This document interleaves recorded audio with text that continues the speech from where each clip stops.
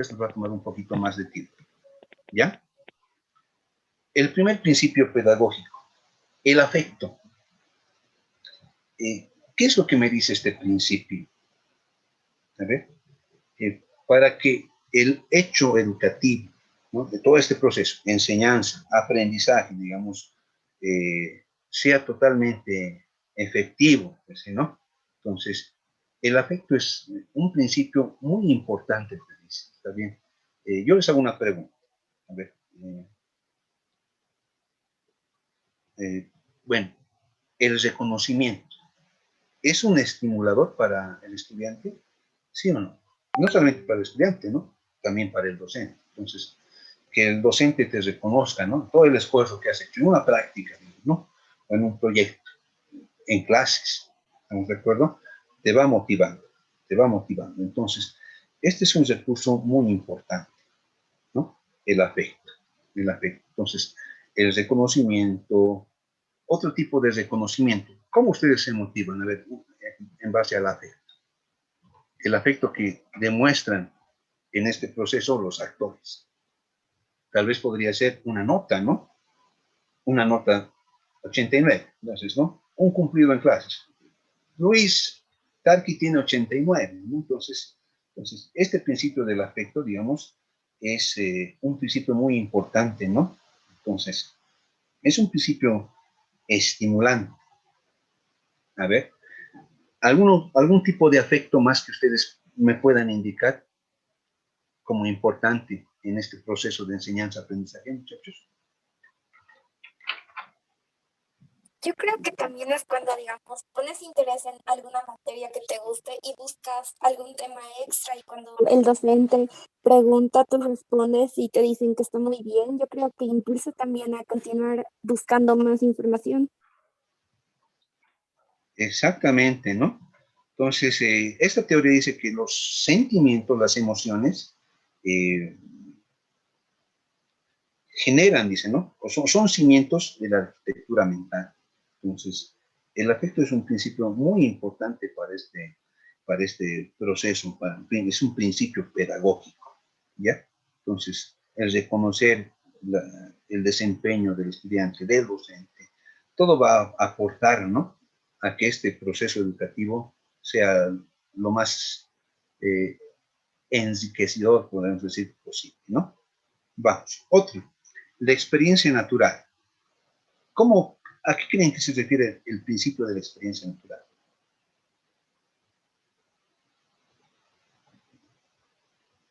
Muchachos.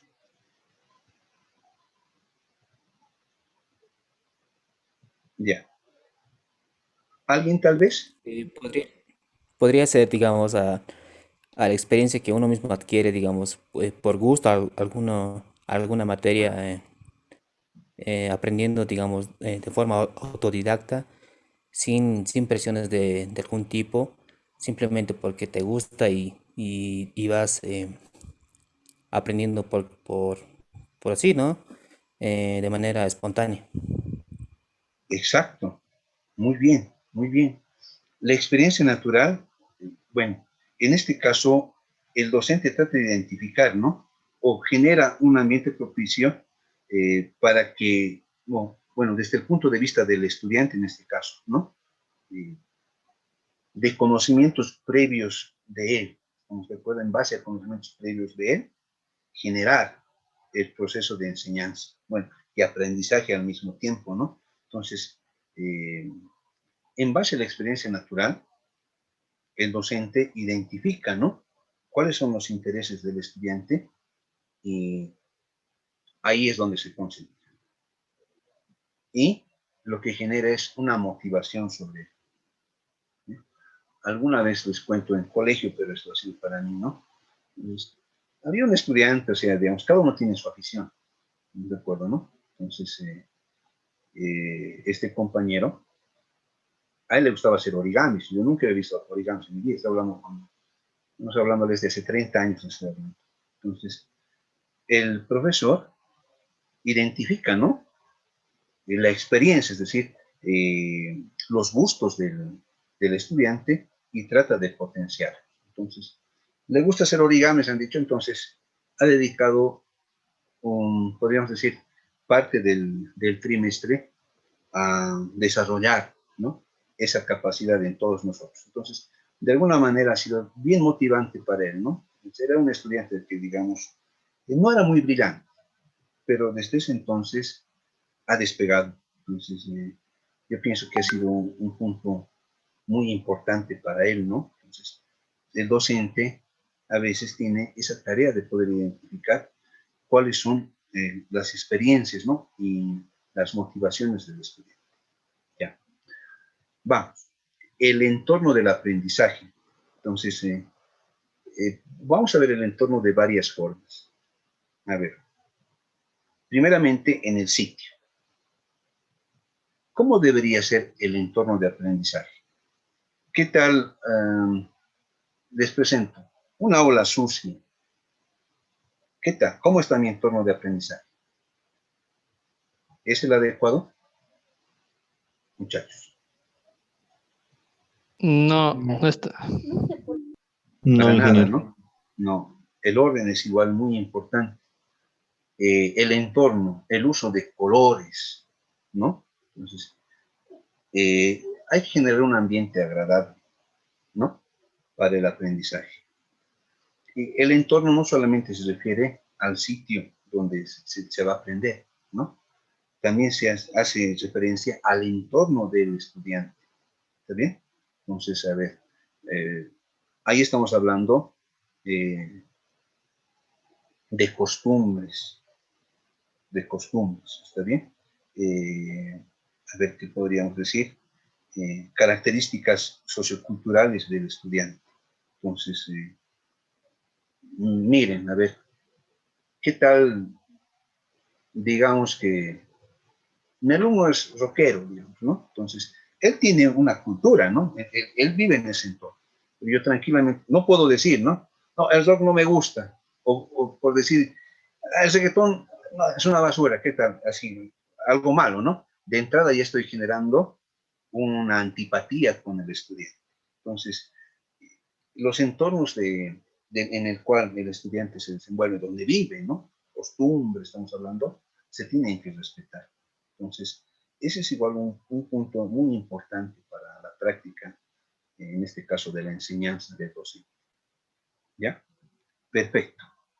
Entonces, han visto que ser docentes no es tan fácil, ¿no? Entonces, hay que estar actualizándose constantemente, hay que tener paciencia. Entonces, es una tarea del tipo psicológico a veces, ¿está bien? Entonces, eh, es complicado, muchas veces. Es una tarea de nunca acabar. Entonces, el docente tiene que ir preparándose, no solamente, ¿no?, actualizándose en sus contenidos, sino también mejorando su práctica de enseñanza, su práctica educativa. ¿Ya? Bueno, el desarrollo progresivo.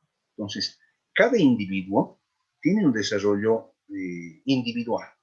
¿Estamos de acuerdo? Individual. Entonces, sabemos que no todos aprenden al mismo ritmo. ¿Estamos de acuerdo? Entonces, el desarrollo es único en cada estudiante. Entonces, habrá muchas personas que a la primera comprenden, ¿no? Pero otros hay que a la segunda, a la tercera. Entonces, cada uno tiene sus propias características de aprendizaje, ¿ya? Sus propias características. Entonces, el docente es una tarea complicada, ¿no? Identificar. Entonces, tal vez inclusive separar por grupos o fusionar, ¿no? Fusionar. De tal manera de que, para que los que, digamos, no tengan una capacidad, la capacidad no solamente es el tipo numérico, ¿no? Hay varios tipos de inteligencia, ¿no? Una de esas inteligencias es la numérica, ¿no? La abstracta, pero existen inteligencias del tipo espacial, la música, otro tipo de inteligencia, la comunicacional. Entonces, hay personas que tienen esa capacidad de comunicarse de una manera bien fluida con otras, ¿no? De mostrar empatía. Entonces, son inteligencias distintas. Entonces, estamos hablando de esas capacidades aquí, en el desarrollo progresivo. ¿Ya? Existen diferentes capacidades de cada uno de los estudiantes, de los individuos, que el docente igual tiene que identificar, ¿no? Entonces, y tratar de hacer un desarrollo, ¿no?, Pues cada uno va desarrollando en forma progresiva su aprendizaje. Entonces, cada uno es responsable de su formación al final de cuentas, ¿no?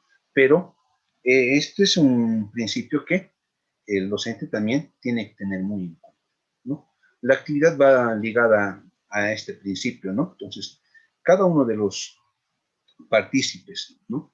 De este proceso, no solamente hablando de estudiantes, ¿no? Entonces, cada uno realiza actividades para desarrollar bueno, este objetivo de la pedagogía, que es, en este caso, generar educación, ¿no? Entonces, educarse. Entonces, el individuo es partícipe de su propia educación.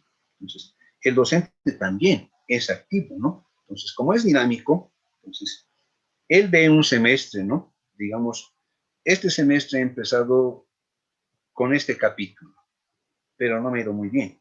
Entonces, al siguiente tendré que cambiar. Entonces, ¿qué tal si nuevo, o este ejemplo no ha sido muy adecuado, o he empezado con ejercicios muy complicados? Entonces, ahí tenemos la actividad de cada uno de los partícipes. ¿Ya? Vamos al otro principio, el buen maestro. ¿Ya? El buen maestro es aquel que inspira. Les hago una consulta. ¿Han tenido algún maestro, profesor, que los ha inspirado? Sí, es ingeniero. Sí, Ingeniero. sí, Eso es, ese es un principio. El rolito. No, había después no. Y el estudiante, al lado de este buen maestro, ¿no? Con las Ilustre. consultas, entonces, No, pero va generando, ¿no? Va no desarrollando estaba el ilustre. el hecho educativo. El ilustre entró después, ¿no? ¿Quién dice? ¿Ah? Muy bien, Eduardo muy bien. Pardo.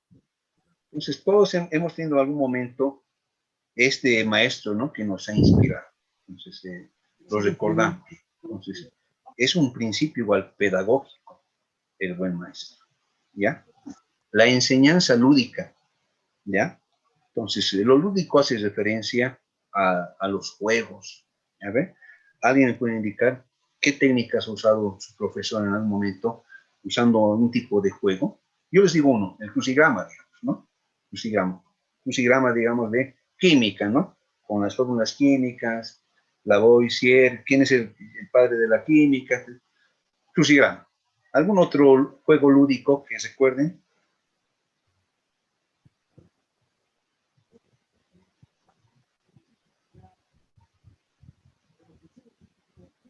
¿Alguien, muchachos? en prepas yo conocí una persona que nos hacía Kahoot y era divertido pasar la clase así respondiendo las preguntas en Kahoot. ¿Sopa de letras? Ya, muy bien. ¿Alguien más? Compártanos sus experiencias.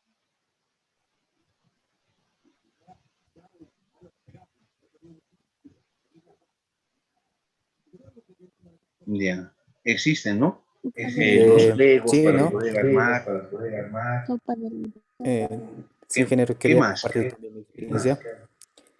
Justamente, no simplemente de hecho de juegos, sino es que he visto un punto de vista que me ha inspirado mucho, son en las aplicaciones de las ecuaciones que nos ha enseñado el ingeniero Delgadillo, de Ingeniería Civil, de Fundaciones, en donde lo daba sentido, ¿no? A todo lo que enseñaba, a todas las formas y todos.